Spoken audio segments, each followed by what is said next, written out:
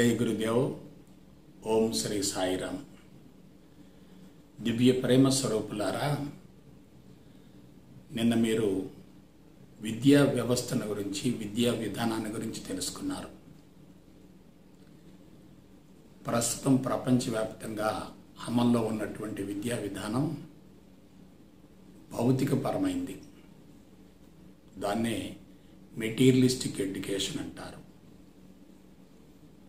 దానిలో ఉన్నటువంటి కీలకాంశం ఏమిటంటే, ప్రకృతి వనరులను ఉపయోగించుకొని సైన్సు సాంకేతిక పరిజ్ఞానంతో వస్తువుత్పత్తిని పెంచి సుఖానికి, సౌకర్యానికి, విలాసానికి, వినోదానికి, శృంగారానికి అలవాటు పడేటటువంటి విద్యా విధానమే ప్రస్తుతం మన బిడ్డలకు అందించబడుతుంది.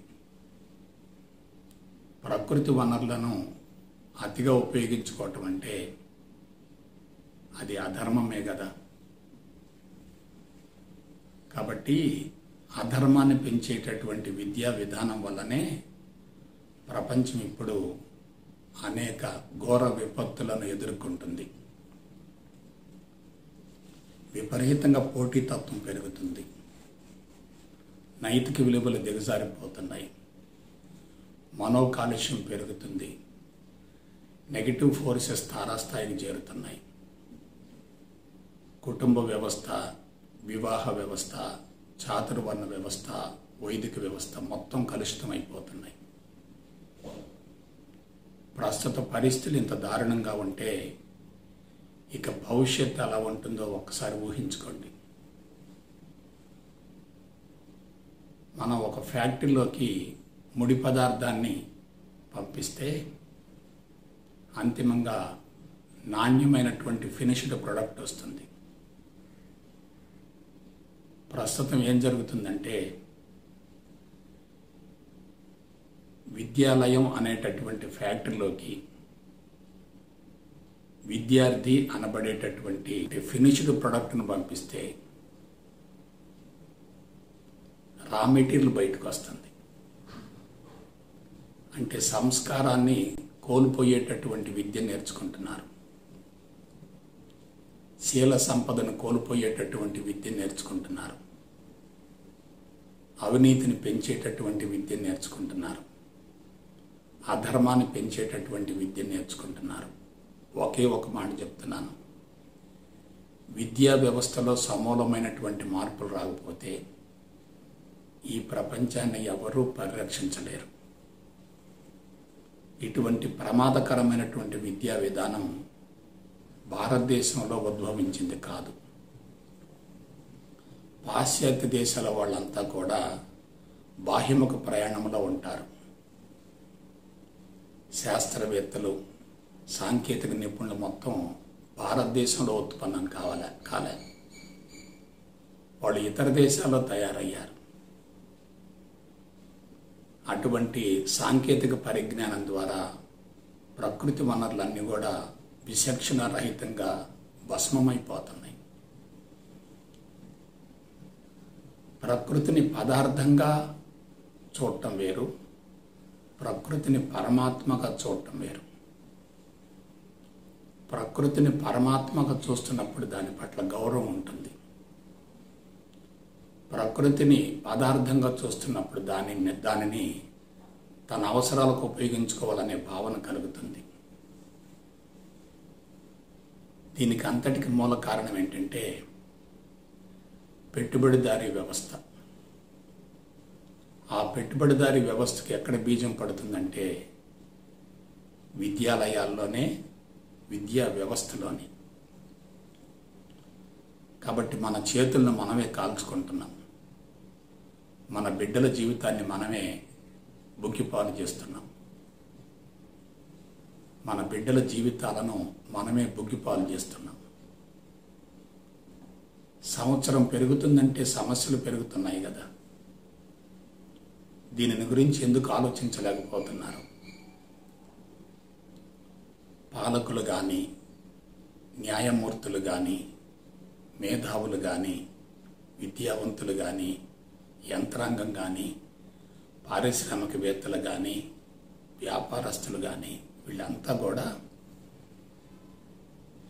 సుఖానికి, సౌకర్యానికి, విలాసానికి, వినోదానికి, శృంగారానికి వస్తువుత్పత్తి అనూహ్యంగా జరగాలి. కాబట్టి అటువంటి వస్తువుత్పత్తిని పెంచేటటువంటి పారిశ్రామిక ప్రగతి కోసం విద్యా విధానాన్ని ఉపయోగిస్తున్నారు. కాబట్టి ఏమవుతుంది? సామూహికంగా అందరు కలిసి ప్రకృతిని పతనం చేసి మూల్యం చెల్లిస్తున్నారు. ఆరోగ్యం పోయిన తర్వాత, జీవితకాలం కుదించబడ్డ తర్వాత, అశాంతి పెరిగిన తర్వాత, అసంతృప్తి పెరిగిన తర్వాత ఇక మానవుడు సాధించేది ఏమిటి? ఒక్క విషయం ఆలోచించండి. బడ్జెట్లు పెరుగుతున్నాయి, కరెన్సీ కట్టలు పెరుగుతున్నాయి, మనిషి డబ్బు లేకుండా జీవించలేని పరిస్థితి వచ్చింది. భౌతిక బాధపు మత్తు పెరుగుతుంది. అదే సమయంలో మనసులు బలహీనపడుతున్నాయి. మనోబలమున్న వ్యక్తులు డబ్బుకు ప్రాధాన్యతను ఇవ్వరు. బలహీనంగా జీవించే వాళ్ళే భద్రత కోసం, డబ్బు కోసం వెంపర్లాడుతూ ఉంటారు. భౌతికవాదపు మత్తు పెరిగే కొద్దీ కుటుంబ పోషణ భారంగా తయారైంది. భార్యాభర్తల మధ్య సరైన అవగాహన ఉండటం లేదు. బిడ్డలను ప్రేమతో పెంచలేకపోతున్నారు. కాబట్టి కుటుంబ వ్యవస్థ కుళ్ళిపోతుంది, వివాహ వ్యవస్థ వికటిస్తుంది, సమాజం అశాంతిమయం అవుతుంది. ప్రపంచవ్యాప్తంగా విపరీతమైన తిరుగుబాటు ధోరణితోటి ఒక రకంగా విప్లవాద, ఉగ్రవాద, మతోన్మాద కార్యక్రమాలు పెచ్చరిల్లిపోతున్నాయి. ప్రకృతి సర్వనాశనం అవుతుంది. ఒక సంవత్సరం గడిచిందంటే ప్రకృతి వనరులు అనూహ్యంగా తగ్గిపోతూ ఉన్నాయి. ఇప్పుడు చెప్పండి, ఎక్కడ పొరపాటు జరిగింది? ఎందుకు పొరపాటు జరిగింది? దానికి మూల కారణం ఏమిటి? దీని గురించి మనం ఆలోచించవలసిన అవసరం వచ్చింది. ఎందుకంటే ప్రమాదం పొంచి ఉంది. ఇప్పటికైనా పరివర్తన, పశ్చాత్తాపం చెందకపోతే అందరూ భారీ మూల్యం చెల్లించవలసి వస్తుంది. నేను గత 30 సంవత్సరాలుగా ఆధ్యాత్మికతకు, సైన్సును, భౌతికవాదాన్ని, లౌక్యాన్ని, మనస్తత్వాన్ని, మత సామరస్యాన్ని మేళవించి అందించడం వల్ల ఆ విధానం ముందు నా జీవితానికి ఉపయోగపడింది, నా కుటుంబానికి ఉపయోగపడింది. భౌతికపరమైనటువంటి విద్యను వదిలివేయమని చెప్పటం లేదు, కానీ సామాజిక బాధ్యతతో విద్యను అభ్యసించాలి. సామాజిక స్పృహతో విద్య నేర్చుకోవాలి. హృదయ మట్టం వికసించే విధంగా ఉండాలి. వ్యక్తిత్వం పెంపొందించబడే విధంగా ఉండాలి. బాధ్యతగా జీవించే విధంగా ఉండాలి. క్రమశిక్షణగా జీవించే విధంగా ఉండాలి. శీల సంపదను పెంపొందించుకునే విధంగా ఉండాలి. బిడ్డల కుటుంబానికి వరం కావాలి. ఆ తర్వాత సమాజంలో రత్నాల మాదిరిగా జీవించగలుగుతారు. కాబట్టి సమాజానికి మన బిడ్డలు భారం కాకూడదు, వరం కావాలి. అటువంటి విద్యా విధానం లేకపోతే రాబోయే 10 సంవత్సరాల్లో ప్రపంచవ్యాప్తంగా ఘోర విపత్తులు జరుగుతాయి. సామూహిక పతనం జరుగుతుంది. ఎందుకంటే టెక్నాలజీ తారాస్థాయికి పోయింది. ఉపయోగపడే వస్తువుల కన్నా మారణాయుధాల మీద ఎక్కువ బడ్జెట్లు కేటాయించవలసి వస్తుంది. ఇప్పుడు మారణాయుధాల స్థానంలో బయో వెపన్స్ వచ్చాయి. జీవ రసాయనిక ఆయుధాలు వస్తున్నాయి. తన పురోభివృద్ధి కన్నా ఇతరుల యొక్క పతనాన్ని కోరుకునేటటువంటి డిస్ట్రక్టివ్ మైండ్స్ తయారవుతున్నాయి. దానికి మూల కారణం ఒక్కటే, విద్యా విధానం పూర్తిగా కాంపిటీషన్లో ఉంది. విపరీతమైనటువంటి పోటీతత్వం పెరుగుతుంది, పరుగు పందెం కొనసాగుతుంది. నిద్ర, ఆహారం, విశ్రాంతి కూడా ఉండటం లేదు. విద్యను అభ్యసించడం పూర్తయ్యేసరికి మనసులన్నీ పూర్తిగా కలుషితమై, శరీరం నిర్వీర్యమై, దీర్ఘకాలిక రుగ్మతలు ఏర్పడటానికి ప్రారంభమవుతుంది.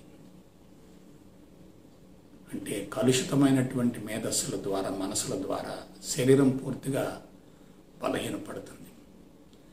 శరీరం బలహీనంగా ఉన్నప్పుడు నెగిటివ్ ఫోర్సెస్ లోపలికి వస్తాయి. ఆ నెగిటివ్ ఫోర్సెస్ ద్వారానే రుగ్మతలు సంభవిస్తాయి. సరే, దీనికి పరిష్కారం ఏమిటి? ఇప్పుడు సొల్యూషన్కి వద్దాం.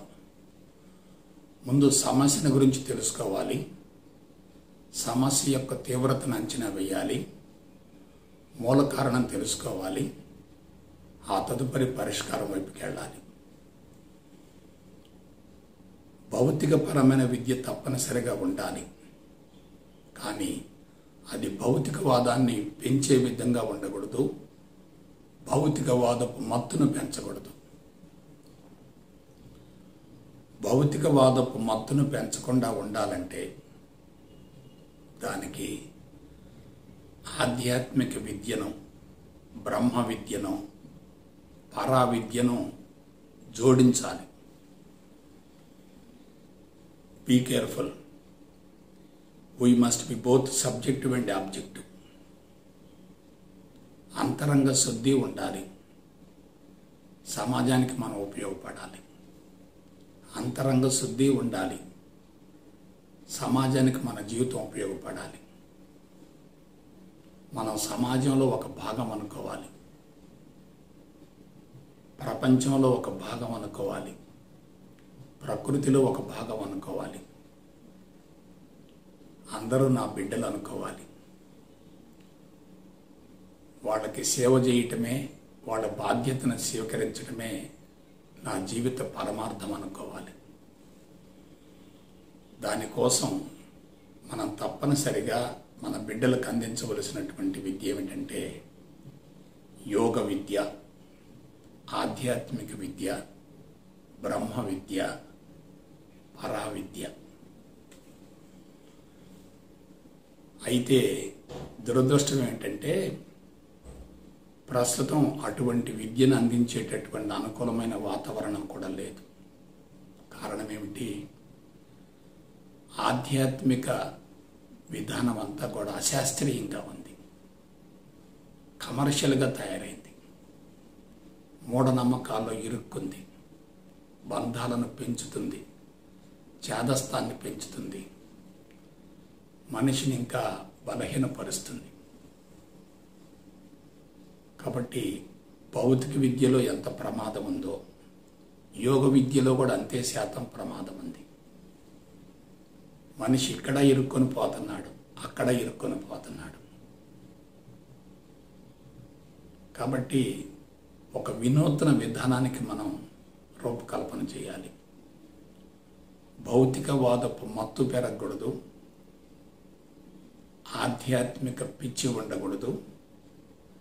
రెంటిని సమన్వయం చేసి పిన్న వయసులోనే అందించగలగాలి. ఎందుకంటే లేత హృదయాల మీద ఉత్తమ సంస్కారాలను పెంపొందించేటటువంటి విద్యను అందించగలిగితే అతని భవిష్యత్తు బంగారు బాట అవుతుంది, పూల బాట అవుతుంది, స్వర్గమయం అవుతుంది. 12 సంవత్సరాలు దాటిన తర్వాత ఎక్కువ శాతం పర్సనాలిటీ ఫిక్స్ అయిపోతుంది. 12 సంవత్సరాలు దాటిన తర్వాత మనిషి నిర్దిష్టమైన భావాలతో పూర్తిగా బలపడతాడు. నెగిటివ్ అయితే తర్వాత జీవితం నెగిటివ్గా ఉంటుంది, పాజిటివ్ అయితే తర్వాత జీవితం పాజిటివ్గా ఉంటుంది. ఈ 12 సంవత్సరాల లోపడేటటువంటి భావాలు మనిషి జీవితాన్ని ఉన్నత స్థాయికి చేర్చవచ్చు, పాతాళంలోనికి పడేయవచ్చు. నెక్స్ట్, అసలు యోగ విద్య అంటే ఏమిటి, బ్రహ్మ విద్య అంటే ఏమిటి, ఆధ్యాత్మిక విద్య అంటే ఏమిటి? Very very very important point. అదేమిటంటే నీ గురించి నువ్వు తెలుసుకోవటమే. నీ గురించి నువ్వు తెలుసుకోవటమే. ఇది ఎలా తెలుసుకోవాలి? శాస్త్రీయ పంథాలో తెలుసుకోవాలి. అసలు నీ జీవితం, నా జీవితం ఎక్కడ మొదలైంది, ఎప్పుడు మొదలైంది? పుట్టుకతో జీవితం ప్రారంభమవుతుంది అంటున్నారు, మరణంతో అంతమవుతుంది అంటున్నారు. మరి పుట్టుకకు ముందు జీవితం లేదా? మరణం తర్వాత జీవితం లేదా? పుట్టుకకు ముందు జీవితం ఎక్కడుంది? తల్లిదండ్రుల్లో మన జీవితం నిక్షిప్తమైంది. మరణించిన తర్వాత జీవితం ఎక్కడుంటుంది? సంస్కారాలు సమూలంగా కరిగించుకుంటే విశ్వంలో కలిసిపోతాం. కోరికలు, సంకల్పాలు ఇంకా మిగిలి ఉంటే మరొక దేహంలోకి వెళ్తాం. కాబట్టి పుట్టుక మరణాల మధ్య ఉన్న జీవితమే ప్రామాణికం కాదు. పుట్టుకకు ముందు జీవితం ఉంది, మరణం తర్వాత జీవితం ఉంది. ఇప్పుడు జాగ్రత్తగానండి. నీ పుట్టుక కలుషితంగా మొదలైందా, స్వచ్ఛంగా మొదలైందా? నీ పుట్టుక స్వచ్ఛంగా మొదలైతే అదే విధానం కొనసాగుతుంది. నీ పుట్టుక కలుషితంగా మొదలైతే అదే ప్రమాదంగా మారుతుంది. తల్లిదండ్రులు బిడ్డలకు అందించేటటువంటి విత్తనాలే వాళ్ళ జీవిత ప్రణాళికలు. తల్లిదండ్రుల నుంచి బిడ్డలకు భౌతికపరమైన లక్షణాలు వస్తాయి, మానసిక పరమైనటువంటి సంస్కారాలు వస్తాయి. ఒక రకంగా మనసు, శరీరం రెండు వేరు కాదు. మనసును సూక్ష్మ శరీరం అనుకుంటే భౌతిక దేహం స్థూల శరీరం అవుతుంది. సూక్ష్మ శరీరం యొక్క నమూనాయే స్థూల శరీరం. ఒక వ్యక్తికి ఒక రకమైన స్థూల శరీరం తయారైందంటే ఆ వ్యక్తి యొక్క సూక్ష్మ శరీరాన్ని బట్టి అది తయారైంది. ఒక వ్యక్తి దేహంలో దీర్ఘకాలిక రుగ్మతలు ఉన్నాయంటే దానికి మూల కారణం సూక్ష్మ శరీరంలో ఉన్నటువంటి బలహీనతలే.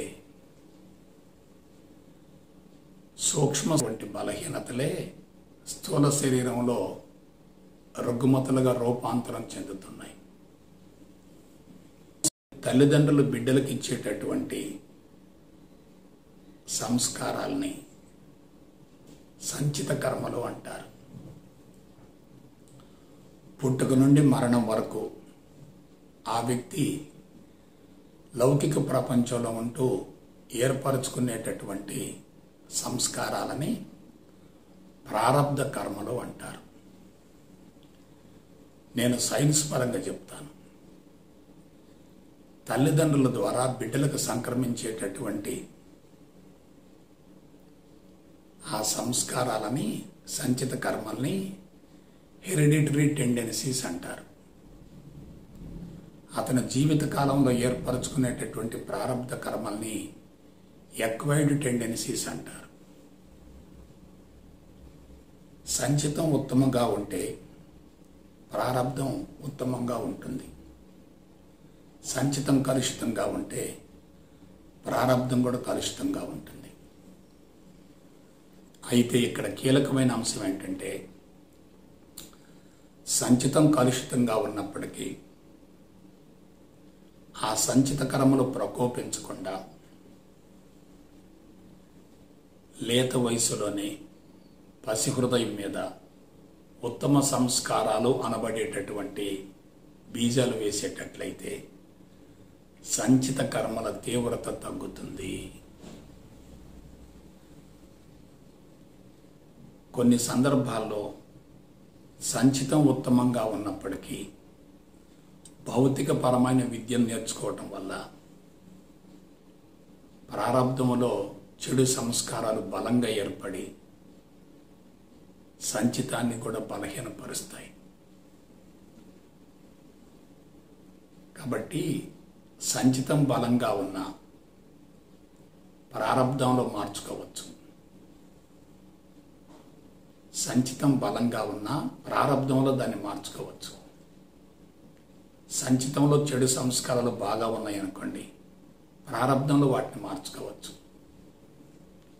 సంచితంలో ఉత్తమ సంస్కారాలు ఉన్నాయనుకోండి, ప్రారంధంలో కొన్ని సందర్భాల్లో పరిసరాల ప్రభావాన్ని బట్టి, సమాజ పనితీరుని బట్టి, జీవనశైలిని బట్టి, ఆహారపు అలవాట్లు కానీ ఆచార వ్యవహారాలను బట్టి, ఆర్థిక పరమైన అంశాలను బట్టి ప్రారంధం చెడుగా మారచ్చు. కాబట్టి మనం నేర్చుకునేటటువంటి విద్య ప్రభావం ప్రత్యక్షంగా ఉంటుంది. ఇంకొక విషయం చెప్తున్నాను, very very very very important. ఆధ్యాత్మికత అంటే నీ జీవితాన్ని అనంతమైన పుస్తకంగా భావించి ఆ పుస్తకాన్ని సమూలంగా అధ్యయనం చేయటమే. నీ జీవితం అనంతమైన పుస్తకం అయితే సమాజం అనంతమైన గ్రంథాలయం. నీ గురించి నువ్వు తెలుసుకుంటూ ఉంటే సమాజాన్ని గురించి చక్కటి అవగాహన ఏర్పడుతుంది. నీ గురించి నువ్వు తెలుసుకోకుండా సమాజాన్ని గురించి ఆలోచిస్తూ ఉంటే చెడు సంస్కారాల మోతాదు ఇంకా పెరుగుతుంది. ఎందువల్ల? నీ చుట్టూ నెగిటివ్ ఫోర్సెస్ విపరీతంగా ఉన్నాయి. కాబట్టి నీ గ్రంథాన్ని నువ్వు చదవాలి తప్ప వేరే వాళ్ళ గ్రంథాలు చదవకూడదు. నీలో ఎటువంటి బలహీనతలు ఉన్నాయి, ఎటువంటి లోపాలు ఉన్నాయి, అరిషడ్ వర్గాలు ఏ శాతంలో ఉన్నాయి, మానసిక ఒత్తిడి ఎందుకు వస్తుంది, దానికి మూల కారణం ఏంటి, ఇటువంటి విషయాల గురించి లోతుగా అధ్యయనం చేస్తూ ఉండే కొలది చిక్కుముడులు మొత్తం తొలగిపోతాయి. కాబట్టి ఒకే ఒక మాట చెప్తున్నాను, ఆధ్యాత్మికత అంటే ఆత్మ విజ్ఞాన శాస్త్రం, సైంటిఫిక్ సెల్ఫ్ నాలెడ్జ్. నీ గురించి నువ్వు తెలుసుకున్న మరుక్షణమే అందరి గురించి తెలిసిపోతుంది. నిన్ను నువ్వు కంట్రోల్ చేసుకుంటే అందరినీ కంట్రోల్ చేయగలుగుతావు. నీ మనస్తత్వం నీకు అవగాహన అయితే అందరి మనస్తత్వాలు నీకు అవగాహన అవుతాయి. నీ జీవితాన్ని గురించి నీకు స్పష్టమైనటువంటి క్లారిటీ వస్తే, విశ్లేషణ జరిగితే అందరి జీవితాల గురించి విశ్లేషించగలుగుతాం. కాబట్టి నీ బలహీనతలకి, బాధలకి, ఇబ్బందులకి, కష్టాలకి, రుగ్మతలకి, మానసిక ఒత్తిళ్ళకి, టెన్షన్స్కి, స్ట్రెస్కి, స్ట్రెయిన్కి మొత్తానికి మూల కారణం నీలోనే ఉంది, బయట లేదు. ఇంకొక మాట చెప్తున్నాను, నీ లోపల ఉన్నదాన్ని బట్టి నీ జీవితం కొనసాగుతుంది. నీ జీవితం ఒక నిర్దిష్టమైనటువంటి లైఫ్ ప్రోగ్రాంతో మొదలవుతుంది, జీవిత ప్రణాళికతో మొదలవుతుంది. నీ జీవితం అస్తవ్యస్తంగా సమస్యాత్మకంగా ఉందంటే నీ ప్రణాళికలో ఎక్కడో లోపం ఉంది, నీ సంచితంలో ఎక్కడో లోపం ఉంది. నువ్వు తల్లిదండ్రుల నుంచి పొందినటువంటి సంస్కారాలలో ఎక్కడో లోపం ఉంది. కాబట్టి ఆ లోపాన్ని ముందు గుర్తించు, మూల కారణాన్ని తెలుసుకో, తర్వాత పరిష్కారం వస్తుంది. కాబట్టి కారణాన్ని బట్టి కార్యం ఉంటుంది, కార్యాన్ని బట్టి ప్రభావం ఉంటుంది. ప్రభావం బయటికి కనపడుతుంది, కార్యం కనపడుతుంది, కానీ మూల కారణం తెలియదుగా.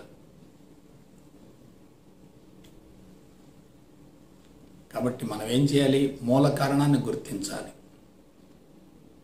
విత్తనంలో పొరపాటు ఉందనుకోండి, తర్వాత మనం అందుకునే ఫలాల్లో పొరపాటు ఉంటుంది కదా. విత్తనం అద్భుతంగా ఉందనుకోండి, తర్వాత మనం ఉత్తమ ఫలాలను అందుకుంటాం కదా. ఆలోచించండి. కాబట్టి ఎక్కడ పొరపాటు జరుగుతుందంటే, మన గురించి మనం తెలుసుకోకుండా ఇతర విషయాల గురించి తెలుసుకుంటూ ఉన్నాం. ఇప్పుడు కీలకమైనటువంటి ప్రమాదం చెప్తాను. ఒకటి ఆధ్యాత్మిక విద్య, రెండు భౌతిక విద్య. భౌతిక విద్య బాహ్యముఖ ప్రయాణాన్ని పెంచుతుంది. ఆధ్యాత్మిక విద్య మనిషిని అంతర్ముఖం చేస్తుంది. అంతర్ముఖం అంటే కళ్ళు మూసుకోవడం కాదు. నీ గురించి నువ్వు తెలుసుకునేటటువంటి విద్యే అంతర్ముఖం అవుతుంది. సమాజాన్ని, ప్రపంచాన్ని, ప్రకృతిని గురించి లోతైన పరిశోధన చేసేటటువంటి విద్య ఏమవుతుందంటే భౌతికపరమైన విద్య అవుతుంది. మీకు ఒక విషయం చెప్తాను. ప్రస్తుత సమస్యల మొత్తానికి మూల కారణం శాస్త్రవేత్తలే. శాస్త్రం వేరు, శాస్త్రీయత వేరు, శాస్త్రవేత్తలు వేరు. ఈ శాస్త్రవేత్తలందరూ కూడా ప్రకృతి మీద లోతుగా పరిశోధనలు చేసి జాగ్రత్తగా అర్థం చేసుకోండి. ప్రకృతిని ఏ విధంగా వాడుకోవాలో దానికి పథకాలు వేసి, ప్రణాళికలు వేసి, పారిశ్రామిక ఉత్పత్తులను గణనీయంగా పెంచి వస్తు సంపదను సేకరించుకునే విధంగా వాళ్ళు సైన్సు, సాంకేతిక పరిజ్ఞానాన్ని అందిస్తున్నారు. అది ఒక ల్యాబొరేటరీలో ఒక వ్యక్తి టెక్నాలజీని డిజైన్ చేస్తాడు. ఆ టెక్నాలజీని సాంకేతిక నిపుణుడు అమలు పరుస్తాడు. కాబట్టి థియరీ ఎక్కడ మొదలవుతుంది? ల్యాబొరేటరీలో మొదలవుతుంది. ప్రాక్టికల్స్ ఎక్కడ జరుగుతున్నాయి? ప్రకృతి మీద జరుగుతున్నాయి. కాబట్టి శాస్త్రవేత్తలు చేసిందంతా కూడా ప్రకృతిని పతనం చేసేటటువంటి పరిజ్ఞానాన్ని రూపొందిస్తున్నారు. దాన్ని సాంకేతిక నిపుణులు, టెక్నీషియన్స్ ఏం చేస్తున్నారు? దాన్ని ఇంప్లిమెంట్ చేస్తున్నారు. కాబట్టి సిద్ధాంతంలో పొరపాటు ఉంటే ప్రయోగంలో పొరపాటు ఉంటుంది. ప్రయోగంలో పొరపాటు ఉంటే ఫలితం కూడా ప్రమాదకరంగా ఉంటుంది. కాబట్టి మనకి ఎటువంటి విద్య కావాలి? ఆధ్యాత్మిక విద్య కావాలి. అయితే భౌతిక విద్య అవసరం లేదా? తప్పనిసరిగా అవసరమే. లౌకిక జీవితం కోసం భౌతిక విద్య కావాలి. జీవిత పరమార్థం నెరవేర్చుకోవటం కోసం ఆధ్యాత్మిక విద్య కావాలి. ఇటువంటి ఆధ్యాత్మిక విద్యను ఒకప్పుడు గురుకులాల్లో అందించారు. గురుకులాలలో అందించారు. వాళ్ళు ఎలా అందించారు? గురువులు ప్రకృతిలో జీవిస్తూ, ప్రకృతిలో మమేకమై, ప్రకృతిని పూజిస్తూ, ప్రకృతిని ఆరాధిస్తూ, ప్రకృతిని భగవంతుడిగా భావిస్తూ, అతి సరళమైన సామాన్యమైన జీవితాన్ని అనుసరిస్తూ తమకు ఎదురుగున్నటువంటి శిష్యులకి దాన్ని ప్రత్యక్షంగా చూపిస్తూ బోధించారు.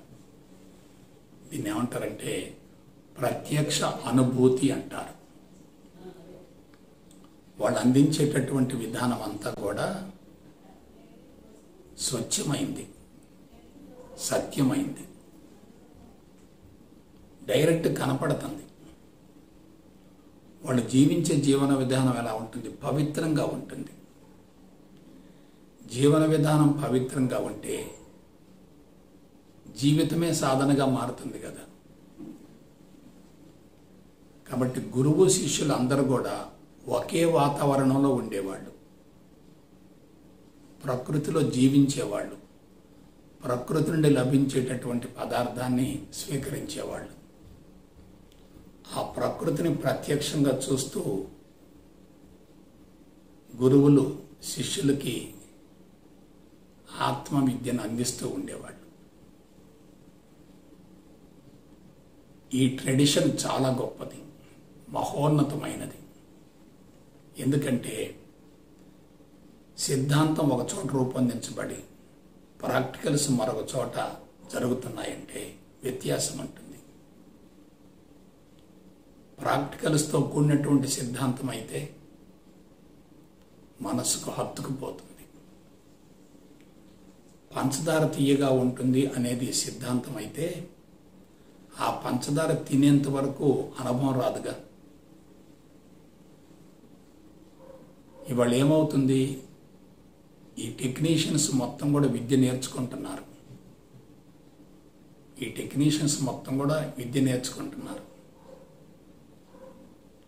కానీ కేవలం సిద్ధాంతపరంగా తరఫీదు పొందుతున్నారు తప్ప అక్కడ ప్రాక్టికల్స్ ఉండలేదు. కారణం ఏంటి? విద్యా విధానం విపరీతంగా కాస్ట్లీగా మారింది. అందుకని విద్యాలయాలు, యాజమాన్యాలు మొత్తం కూడా అతి సులభమైనటువంటి సర్టిఫికెట్ ఓరియంటెడ్ విద్యను ఇస్తున్నారు తప్ప అక్కడ ప్రాక్టికల్స్ ఉండటం లేదు.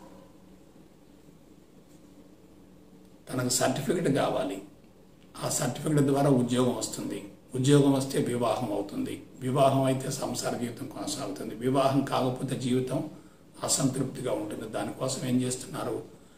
లక్షలు వెచ్చించి సర్టిఫికెట్స్ కొనుక్కుంటున్నారు. కొన్ని చోట్ల అసలు విద్యాలయాలకు వెళ్లకుండానే సర్టిఫికెట్స్ ఇస్తున్నారు. ఇదంతా దేనికోసం? మనుగడ కోసం, బ్రతుకుదెరువు కోసం, పొట్టకూటి కోసం, కుటుంబ పోషణ కోసం. కానీ ఇది అలా కాదు. ఆధ్యాత్మిక విద్య ఆనాడు అందించబడిందంటే దాని వెనుక అనుసరించటం ఉంది, ఆచరించటం ఉంది. ఆచారం ఎప్పుడైతే ఉంటుందో అది 100% విద్యార్థులకు ఉపయోగపడుతుంది. ఆచరించకుండా బోధిస్తే ఏమవుతుంది? అది ఆత్మవంచన అవుతుంది. అప్పుడు విద్యా విధానం అతి సరళంగా సామాన్యంగా ఉంది, అసలు ఖర్చు లేదు. ఇవాళ ప్రీకేజీతో మొదలు పెడితే పోస్ట్ గ్రాడ్యుయేషన్ పూర్తయ్యేంత వరకు ఎంత ఖర్చు అవుతుందో నాకు చెప్పండి. ఒక ఆర్టీసీ కండక్టర్ కానీ, మధ్యతరగతి కుటుంబీకుడు కానీ ఇద్దరు బిడ్డల్ని చదివించాలంటే ఎంత ఖర్చు అవుతుందో మీరు ఆలోచించండి. పొదుపు చేసి చేసి చేసి మొత్తం ఒక్కసారి తీసుకెళ్ళి లక్షలు గుమ్మరిస్తున్నారు. ఇది ఎంత మానసిక ఒత్తిడి మీరు ఆలోచించండి. అటువంటి మానసిక ఒత్తిడి ప్రభావం కుటుంబం మీద పడుతుంది, కుటుంబ సభ్యుల మీద పడుతుంది, ఆ తర్వాత వృత్తిలో ఉంటుంది, ఆ తర్వాత సమాజంలో ఉంటుంది. సో మొత్తం డిస్టర్బ్ అయిపోయింది. ఇవాళ ఏదో మనం సిద్ధాంతం బోధిస్తున్నాం కానీ ఇది ఎంతవరకు ప్రాక్టికల్స్లో అమలు జరుగుతుందనేది ఒక రకంగా చిక్కు ప్రశ్నే. ఇప్పుడు ఆధ్యాత్మికతను బోధిస్తున్నాం కరెక్టే, కుటుంబ పరిస్థితులు భిన్నంగా ఉంటే మనం ఏం చేస్తాం? ఒక మధ్యతరగతి కుటుంబీకుడు బిడ్డలను చదివించాలంటే ఎంత డబ్బు అవసరం, అది ఎలా సమకూరుతుంది? నైతిక విలువల గురించి, నిజాయితీ గురించి, బాధ్యత గురించి 4 గోడల మధ్య మనం చెప్తున్నాం, కానీ అక్కడ అది అమలు జరగటం లేదు. ఎందుకంటే ఆర్థిక వ్యత్యాసాలు పెరిగిపోయినాయి, ఆర్థిక అంతరాలు పెరిగిపోయినాయి, వనరుల కోసం పోటీ జరుగుతుంది, విద్యా విధానం కాస్ట్లీగా తయారైంది, మామూలు వ్యక్తులు భరించే స్థితిలో లేరు, ప్రైవేటు యాజమాన్యాలు సొమ్ము చేసుకుంటున్నాయి, ప్రభుత్వ విద్యాలయాలు బలహీనపడుతున్నాయి. సో ఇదంతా ఏమిటి మీరు ఆలోచించండి ఒకసారి. ఒక విషవలయం, మాయాక్షేత్రం, ఆ క్షేత్రంలో బంధించబడ్డారు. ఇంకొక విషయం చెప్తున్నాను, పర్సనాలిటీని పెంపొందించే విద్య కావాలి, పర్సనాలిటీని బలహీనపరిచే విద్య ఉండకూడదు. భౌతిక విద్య ద్వారా పర్సనాలిటీ బలహీనపడుతుంది. ఎందుకంటే ధర్మం లేని చోట, సత్యం లేని చోట, బాధ్యత లేని చోట, క్రమశిక్షణ లేని చోట, నైతిక విలువలు లేని చోట, నిజాయితీ లేని చోట మనిషికి మనోబలం ఎందుకు ఉంటుంది? అదే ఇది తీసుకోండి, పర్సనాలిటీ పెంపొందించబడుతుంది, బాధ్యత ఉంటుంది, నైతిక విలువలు ఉంటాయి, నిజాయితీ ఉంటుంది, ధర్మం ఉంటుంది, శీల సంపద ఉంటుంది, మనిషిలో విపరీతమైనటువంటి పొటెన్షియాలిటీ ఉంటుంది. కాబట్టి పర్సనాలిటీ బాగా ఉందనుకోండి, సమస్యల్ని సులభంగా అధిగమించగలుగుతారు. పర్సనాలిటీ బలహీనంగా ఉందనుకోండి, సమస్యలు వీళ్ళని అధిగమిస్తాయి. మన పర్సనాలిటీ మొక్క మాదిరిగా ఉందనుకోండి, సమస్య పెద్దదిగా కనపడుతుంది. మన పర్సనాలిటీ పర్వతం లాగుంటే మొక్కలు ఏం చేస్తాయి?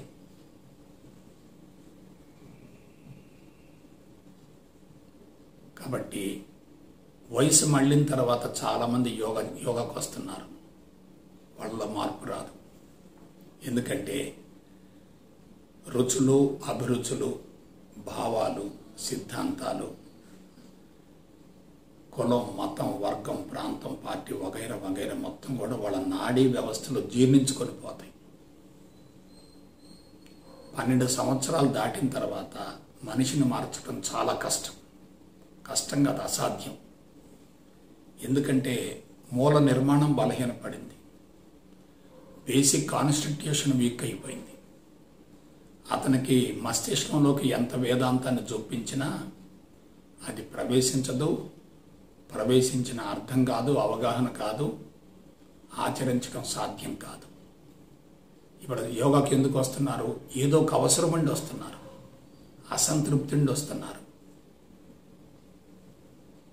అవసరం ఉండి రావటం వేరు, ఆధ్యాత్మిక తపన ఉండి రావటం వేరు. ఆరోగ్యం కోసం, బరువు తగ్గటం కోసం, మనశ్శాంతి కోసం, అసంతృప్తిని తొలగించుకోవటం కోసం యోగా వైపుకు పరుగులు తీస్తున్నారు.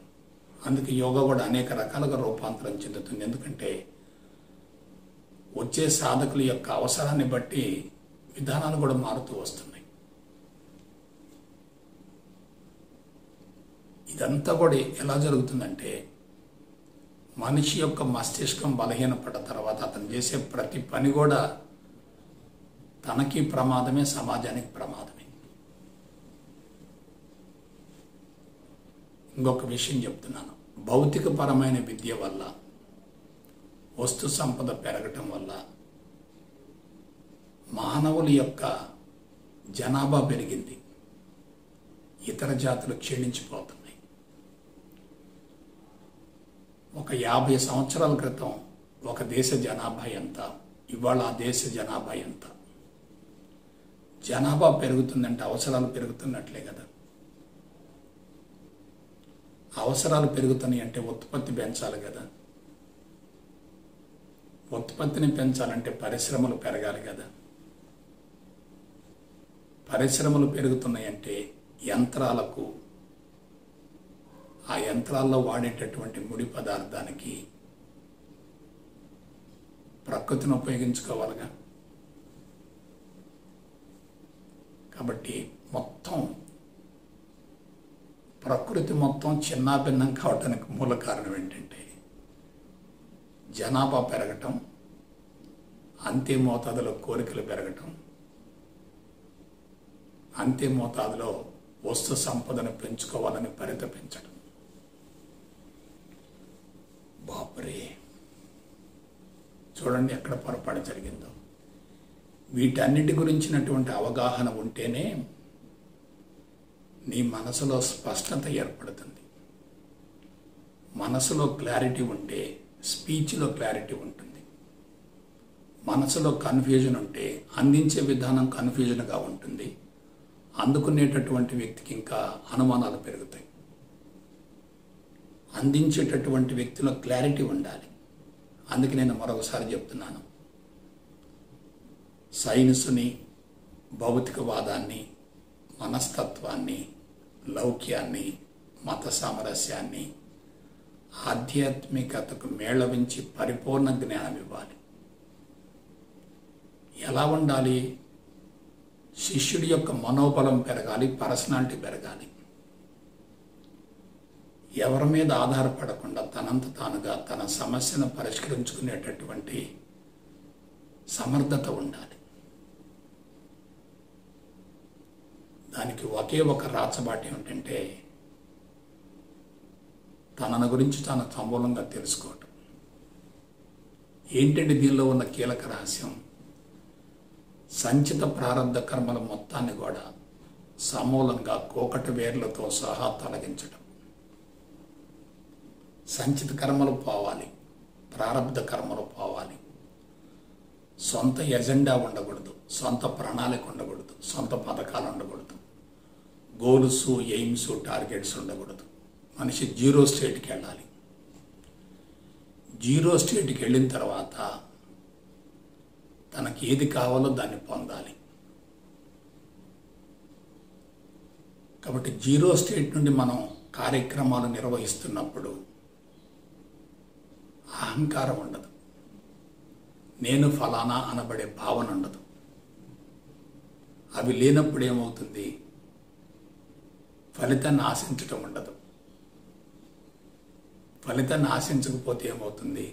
మనసు ప్రశాంతంగా ఉంటుంది. కాబట్టి పరిమితంగా ఉండి జీవితాన్ని కొనసాగించడం వేరు, పరిపూర్ణంగా ఉండి జీవితాన్ని కొనసాగించడం వేరు. అటువంటి పరిపూర్ణత్వాన్ని పొందాలంటే, పరిపూర్ణమైన జ్ఞానాన్ని పొందాలంటే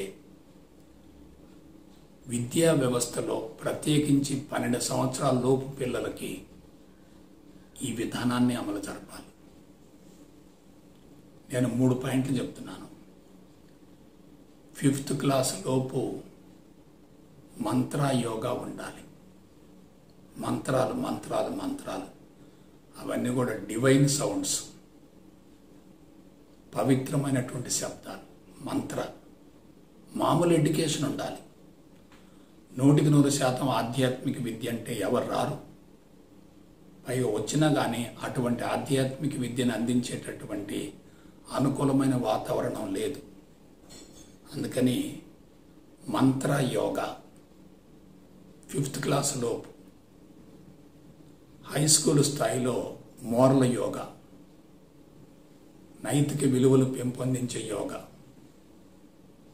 నిజాయితీని పెంపొందించే యోగా, బాధ్యతను పెంచేటటువంటి యోగా, ధర్మాన్ని పెంచేటటువంటి యోగా, శీల సంపదను పెంచేటటువంటి యోగా.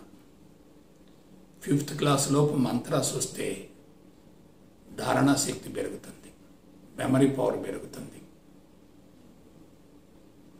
ఎప్పుడైతే మెమరీ పవర్ పెరిగిందో అతను విషయాన్ని త్వరగా అర్థం చేసుకోగలుగుతాడు.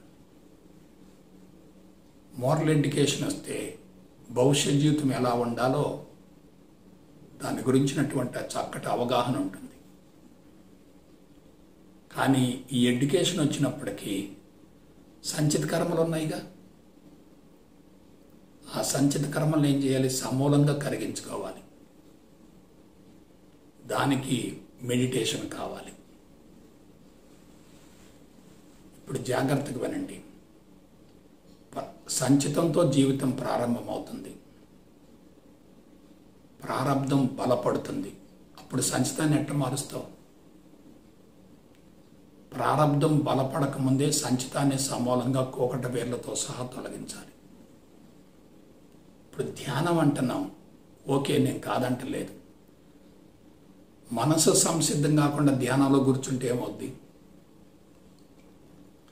ఈత నేర్చుకోకుండా వాగులోకి దూగితే ఏమవుద్ది? వంట చేసే విధానం తెలియకుండా వంట చేస్తే ఏమవుద్ది? సిద్ధాంతం లేకుండా ప్రయోగం చేస్తే ఏమవుతుంది? ఫార్ములా లేకుండా ఎక్స్పెరిమెంట్ చేస్తే ఏమవుతుంది? కాబట్టి సంచితం బలహీనంగా ఉండి చెడు సంస్కారాలతో కూడి ఉండి అటువంటి చెడు సంస్కారాలతో కూడినటువంటి సంచితంతో జీవితం ప్రారంభమై అదేవిధంగా ప్రారంధాన్ని సేకరించుకున్న తర్వాత ఆ వ్యక్తిని ఎలా మారుస్తావు? ఎలా సాధ్యమవుతుంది? కాబట్టి అహంకారం బలపడ్డ తర్వాత ఆ కోటలు బద్దలు కొట్టడం సాధ్యం కాదు. అహంకారం కాంక్రీట్ గోడలాగా ఉందనుకోండి, ఎలా పగలగొడతాం? అదే అహంకారం పల్చటి వస్త్రం లాగుంటే 100% పాసిబుల్. కాబట్టి ఒకప్పుడు ఏం జరిగిందో వినండి. బ్రహ్మచర్యంలో ధర్మాన్ని బోధించేవారు ఎక్కడ? గురుకులాల్లో, ఆశ్రమాల్లో, పర్ణశాలల్లో, ప్రకృతిపరమైన ప్రదేశాలలో గృహస్థుగా ఆ ధర్మాన్ని ఆచరించేవారు. ధర్మేచ అర్థేచ కామేచ మోక్షేచ నాతిచరామి. ఫ్యామిలీ దేవాలయం అయిపోయింది. ఆ తర్వాత కుటుంబాన్ని పర్యవేక్షించుకుంటూ సమాజానికి మంచి సలహాలు ఇస్తూ మంచి మార్గదర్శకం చూపించాలి. అదే వానప్రస్థం. ఆ తర్వాత అన్నీ వదిలేయాలి. అదే సన్యాసం.